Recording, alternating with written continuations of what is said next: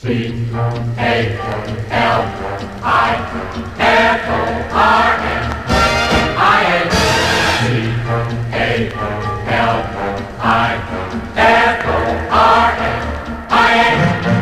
for tuning into the Free the Bear podcast, a podcast devoted to California independence. This is episode 2, Attack of the Shitty Candidates. It's part 2 of our interview with Forbes and I interviewing Theo Slater, the founder of the California National Party. We discuss the awful election that is coming up, where we have 2 absolutely shitty choices. We discuss the State of the Union. Spoiler warning, it's not good. And lastly, we talk about Gavin Newsom, the good and the bad of our governor of California. Talk about him hinting about nation states. Good stuff. So sit back, relax, and as always, Free the bear. Grrr. Trump isn't the first horrifically bad president. Like Andrew Jackson, carried out acts of genocide. Obviously, George W. Bush II is dumb as a box of rocks, led to the deaths of huge numbers of people for a commodity, in order to control a commodity that's basically worthless right now. So, presidents have been horrible psychopaths many, many times before, but there's this drift to the far right. There's this, the way that the corporations are basically just not regulated anymore. Our entire political structure, the Americans' entire political structure, I should say, is totally controlled by huge corporations and the very richest people. And to me, America really has all the hallmarks of a civilization, a pre-apocalyptic civilization, where you have this aloof ruling class that has no understanding of the struggles of the people beneath them, that is running out of resources, is taxing the empire way beyond its capacity, and just bleeding it dry for their own kind of nihilistic satisfaction, kind of ego-based satisfaction. And I think Trump is the perfect example of that. There's just sort of, what does he believe in other than his own greatness and his own fantasticness? And he's always talking about how wonderful everything is, how wonderful he is. Like it just reminds me of kind of like the last con man before the rent comes due. And, it's standing at the very precipice of doom, right before a Great Depression. I don't see how the Americans pull this one out. Well, and also my fear too is that, again, like that somehow, even though, again, he's led to an economic catastrophe, he's led to 100,000 very easily preventable deaths. Obviously, you look at like certain places like, in the world, like, the Indian state of Kerala, Vietnam, other places, they managed to actually, avoid this kind of mass catastrophe, but the richest country in the world can't do it.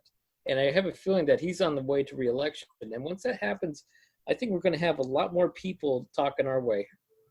But, yeah.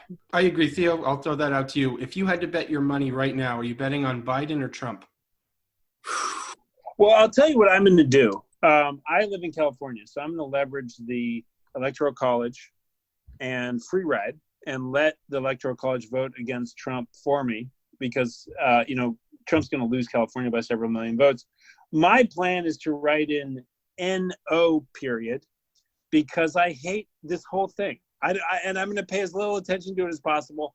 DC is dead to me. Its politics have failed, and its people are, miserable sycophants to the billionaires and the military-industrial complex. So I refuse to be involved in this ludicrous charade. I don't care who the Americans select to be their next temporary emperor. I know that person will murder a whole bunch of innocent people. I know that person will murder a whole bunch of poor people. It doesn't matter if there's a D or an R next to their name. So for president, I'm going to vote no. What horrors do you think President Trump and Mitch McConnell will dump onto the Americans, then knowing he doesn't have to run for office again? Well, I'm afraid. Trump's ex-wife said that he kept a book of Hitler's speeches next to his bedside table. So, I do fear a very far right. What if Trump manages to, if he thinks he's going to lose the election, what if he leverages COVID to say that the election has to be canceled? I mean, I think you can do a lot of what ifs in terms of the horrible things that go through Trump's head. And, does he want to, is he going to allow himself to leave office after four more years? And like, what state will the American political system be in 4 more years of Trump? I think one of the most terrifying things about the whole situation is the degree to which Trump's absurd, psychopathic, and idiotic nature has been so normalized by the media, by both the quote, liberal media, MSNBC, which I don't even really see as all that liberal, but the way that they have turned Trump from a gibbering psychopath into somebody that half of America apparently looks up to, even when he tells them to inject disinfectants. Like, I'm blown away that even the American press, even the American billionaire press, would stoop so low to normalize this mad emperor, this crazy guy, this psychopath. Well, again, it's just like the normalization is very disconcerting because, again, like, whatever we can say about the old presidents, like, there's certain lines that they didn't cross, and Trump has pretty much crossed almost all of them. And I think he's going to cross the last one, which is, I don't think he's going to give up if he loses the election. And what's concerning to me is that, when you have, like, remember these armed protesters? I think it was like from Virginia to, was it the capital of Michigan? I think there was even some showed up in some other blue states too, and maybe Colorado. Armed protesters were showing up, and to me, because it was an AstroTurf thing, there was a kind of this weird billionaire organized thing about, like, we got to open up this, we're not going to have lockdowns anymore, we got to go out, we got to go back to business as usual, blah, blah, blah. But then all these armed weirdos showed up, and I'm thinking that's organized. And then to me, kind of being half a paranoid at times, I'm thinking, is that a dry run? That they can go to the capitals with guns and the cops are just going to kind of like sit back and just like look at this like, that's fine, they're white. And so much about what they're doing is a dry run. I think that, creating this unprecedentedly vast concentration camp system for immigrants, purposefully separating parents from their children for no other reason but to be cruel. I mean, I'm amazed at how passive supposed liberals and leftists are in the face of such incredible and obvious tyranny. And certainly, COVID-19 is turning these concentration camps into death camps, and we will never know of all the mass graves that result from this horrific situation we find ourselves in. And I'm so surprised what Americans will tolerate. And that also reminds me of some of the challenges we've faced coming out of 2016, is that so many Californians are so good at getting used to horrifically bad government that a lot of liberals refuse to give up on America, even when it is clearly obvious that our tax dollars now are not only paying for senseless perpetual war, but to ruthlessly oppress people in America, clearly based on the color of their skin. I mean, I don't have to carry my papers when I go outside, but I definitely know a lot of people who do, and I work with some people who do as a lawyer.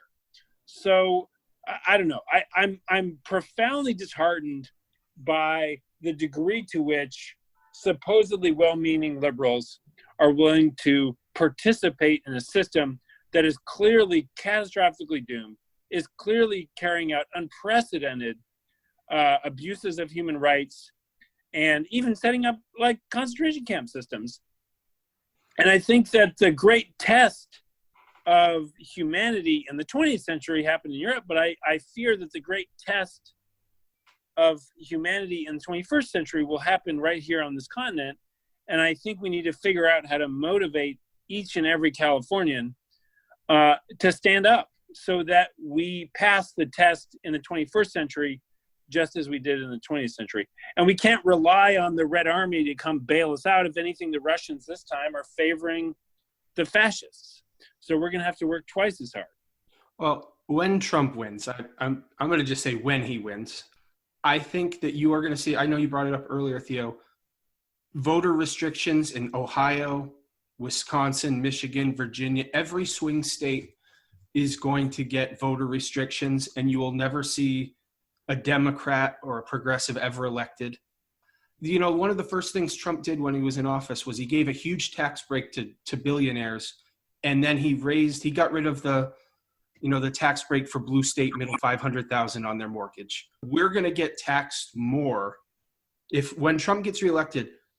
He may as well call it the California tax. He's going to tax California to subsidize red states. And it's going to be scary. Hopefully, when it happens, it'll wake Californians up. But it's not going to be good. Trump, for all his shortcomings, I think he's played it kind of cool compared to what he's going to do his second term. I think once that second term happens, shit is going to really hit the fan. Yeah, I would agree with that too. So, you know, again, we're going with like Bill's scenario, which I think is very realistic. That again, we can get Trump again, by hook or by crook, right? So let's just say as a scenario, Trump gets back in and he's all guns blazing now, and he can just do whatever because again, the last, social and constitutional norms are kind of out the window. Sure. So, yeah, I think what you want to look for there is sort of like a Reichstag Fire situation. What is the crisis that he manufactures in order to leverage? And I think that his armed protesters are his brown shirts. Yeah. And I don't think he really models himself on Hitler. I think he models himself on Mussolini. But yeah, I think that he's buffoonery and it kind of just a thuggishness, not as opposed to like this real true ideological game plan. Well, and even if you look at just how he stands, how he presents himself, if you compare that to the Deuce, like he looks like Mussolini, and I think that is intentional. I think he wants to be the strong man. I think he was kind of surprised that he won, but now that he's there, he's turning it into a family affair. He's leveraging it and monetizing it in every way that he can. And I think he really intends to become kind of a fascist dictator and maybe trying to install one of his buffoonish children as his successor at some point. So I think there's a lot of opportunity for him to do that, obviously. And it wouldn't surprise me if the Americans staged some kind of terrorist attack on themselves. Not saying they have or haven't done that in the past, but something like a Reichstag Fire, where you create a crisis, you manufacture a crisis so you can leverage it. I think in the past, there are various factions in the American system have leveraged crisis very effectively and kind of learned from that in the same way that like the climate denial people and the COVID denial people learned from the cigarette companies. I think that past crisis has taught the American machine how to leverage crisis. And I suspect Trump will manufacture some crisis and then use it as an excuse. Only I can save us. We have to get rid of these checks and balances. These Democrats will allow the terrorists to win. I mean, imagine Trump talking about it too. It will be so stark. It will be so primitive. The way that he speaks is always so, and that's what his people love. They love the false clarity, the false answers, the false truth that feels so comfortable to them, that feels so much more comfortable than the complexity of actual life. That's the other thing. These Trump supporters are not going to go away. Let's say by some miracle, not even a miracle, Biden will be a terrible president, but let's say Trump doesn't win re-election. It's not like these Trump supporters are going to stop it. This is their hobby, is, being politically radical, being offensive, being, I'll say racist. They're not going away. We'll play it safe and say 25% of America is Trump cultists.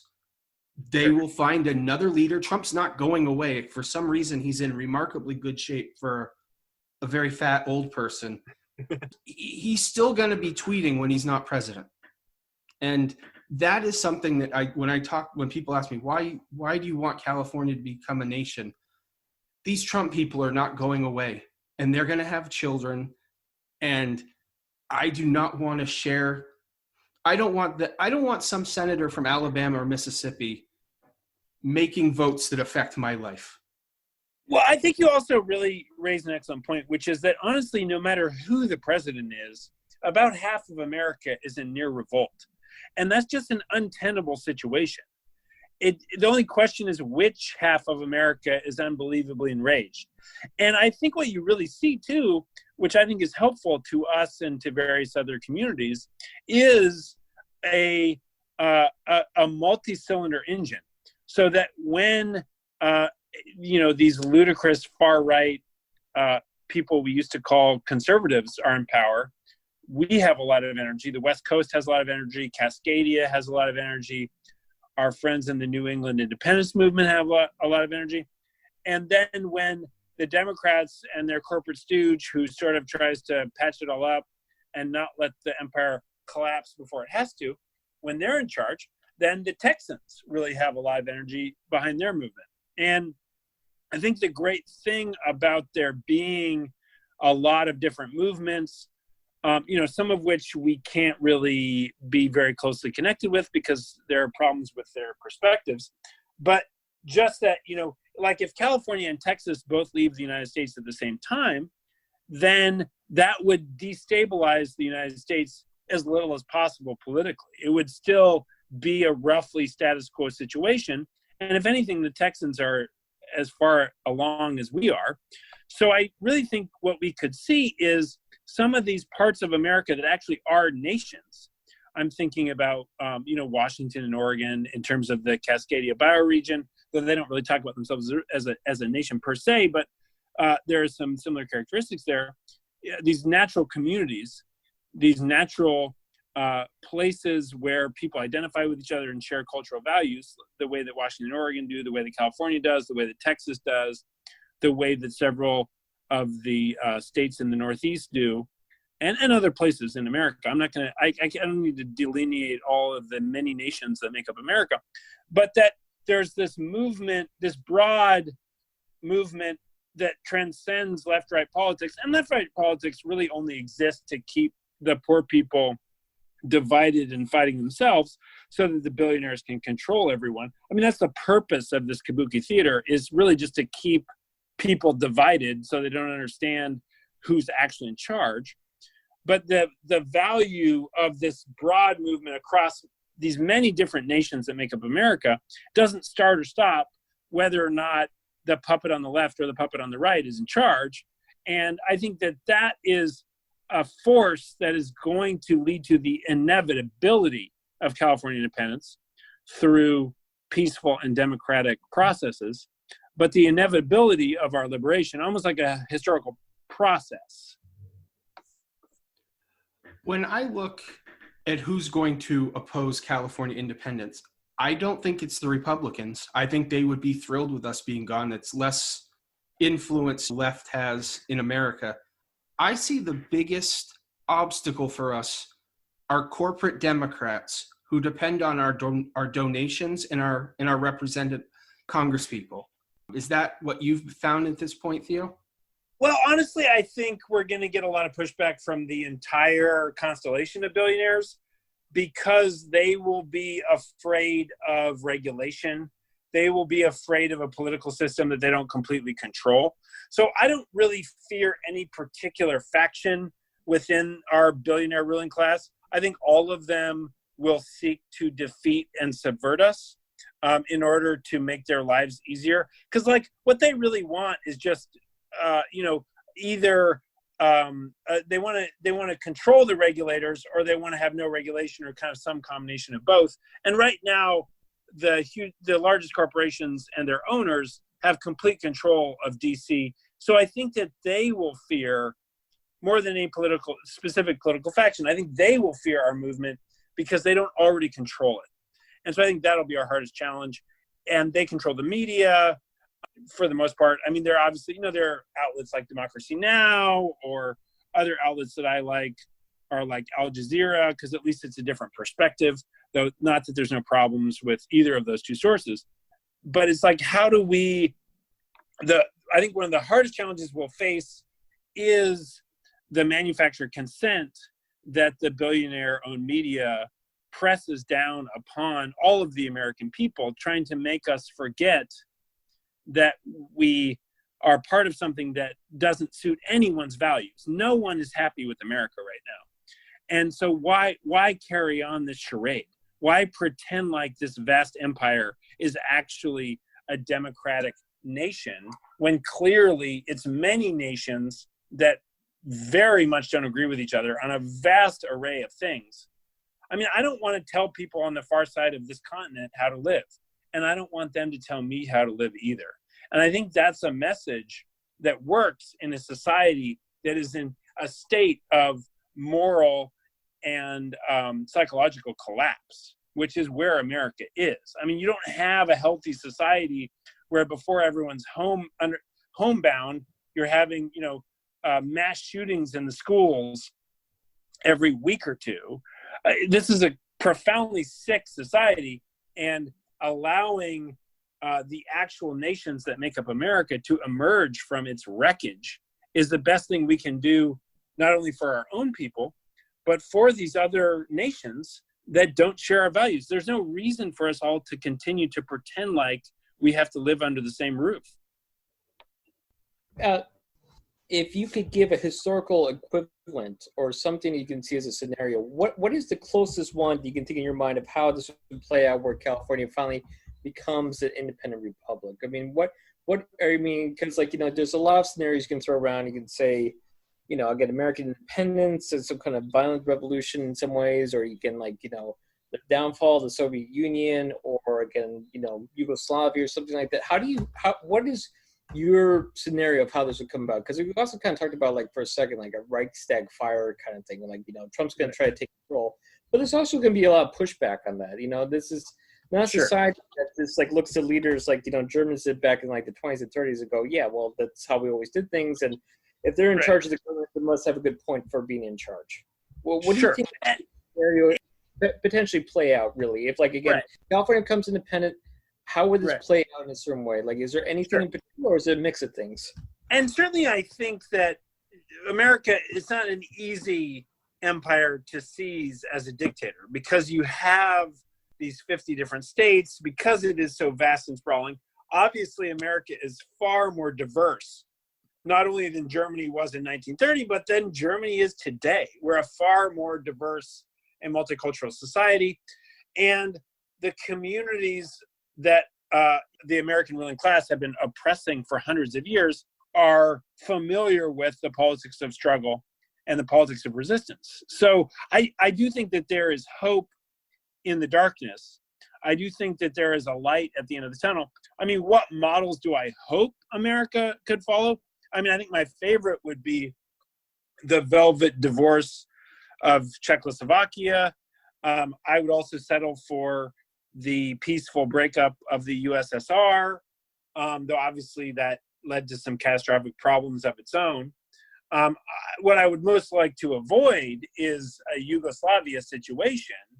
And I think that really gets back to how do we convince our American friends that there's just no value in violence in this situation? We want friendly trading relations.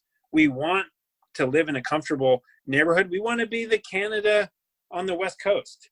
And fortunately for us, our economy is several times larger than Canada's, and our population is also larger than Canada's. So, we're well positioned to be an independent republic. We're the 5th largest economy in the world. Some people have asked me, oh, well, the UK with Brexit, it's really going to hurt them. And I'm like, well, that's because our economy is smaller than ours. So we're much better positioned to weather independence than the UK is, because our economy is bigger than the UK's. And I think that's something that a lot of Californians forget. We're really, in spite of all of the wasteful corruption and stupidity of the Americans, in spite of their endless wars, in spite of all the foolish things they do with our money, we've still managed to thrive because we're such a dynamic culture, we're such a dynamic people, we're such a dynamic nation. So, I think we need to pitch to our American friends, and that's what we do. We create culture, we create the future, we create what happens day after tomorrow. Our technology, our companies, our people, our nation, our culture create the future. So we need to create a future in which we have a velvet divorce with the Americans. We have safety, we have mutual defense treaties with them. We have friendly trade relations. We have easy movement of people between our two nations, our two great nations. And so I think that's the model I would like to see, is something like Czechoslovakia, where two groups of reasonable people sat down and say, we are not part of one nation, though we have pretended to be for some time. Why don't we resolve this with good trade relations and as friendly neighbors? Because a lot of times, roommates don't work out. People get divorced. Groups of people who are trying to live in the same house cannot live together. But if half of those people move into the house next door, suddenly 95% of the problems are solved. And that's the situation we're in. We share a house with people who don't share our values and take a lot of our money. And so we should insist on moving out into our own house where we can thrive and leave behind the conflicts of the past and the empires of the past that are just holding us back. You're here. I agree with that too. That's 100%. I mean, again, it makes sense, but it's just there's a lot of baggage that comes along with that. Absolutely, with certain people's emotions, ideas of the country, et cetera, et cetera. Definitely going to be.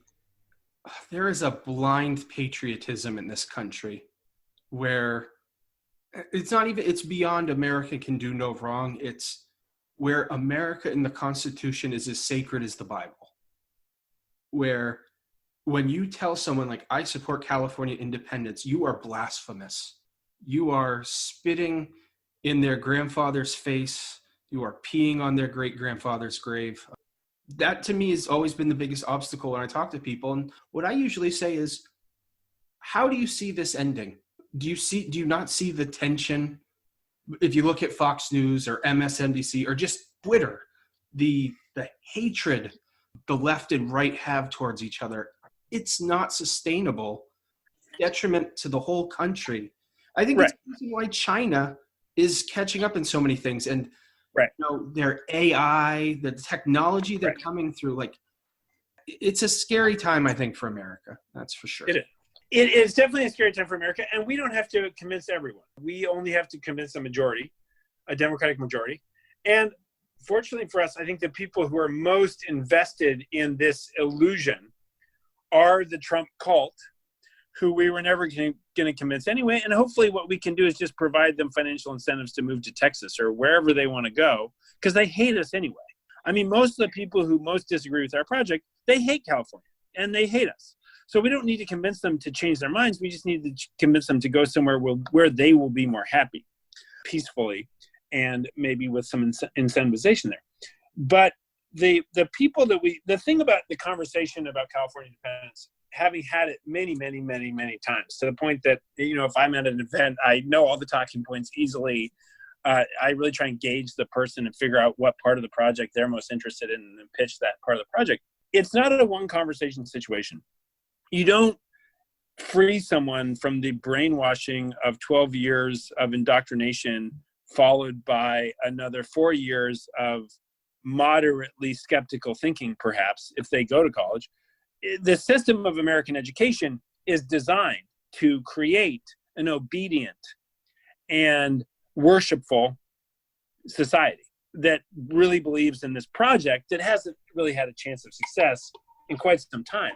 So the first time you have a conversation with someone who really identifies with America, who really feels like it's a project with a lot of value and meaning, they kind of stumble away from you terrified and confused that anyone would ever dare to raise an objection to the greatest empire in the history of the world. But as America continues to collapse, as America's leader, quote unquote, advocates ever more ludicrous things, like a charlatan selling snake oil, some of these people begin to wake up. And the second time you talk to them, they ask questions that are more insightful. And the third time you talk to them, they say, well, maybe you're onto something. And the fourth time you talk to them, maybe they want to get involved. And so, I mean, the real issue here is not so much how do we convince people we'll never convince? It's that we're playing the long game. We are in a marathon, and every liberation struggle, every struggle for independence is hard, and it takes a really long time. I mean, if you look at the Scottish National Party, they were created in the early 20th century, and they are still committed to the project of their freedom, their independence, their national liberation. And I think that we as Californians, we're very into the future. We think about the future a lot. We create the future. I think we can dramatically compress that timeline. But I don't think anyone should have any illusions that we're going to wake up tomorrow in an independent California. This is a very long-term project, and it's important that we do it the right way. It's important that we do it peacefully.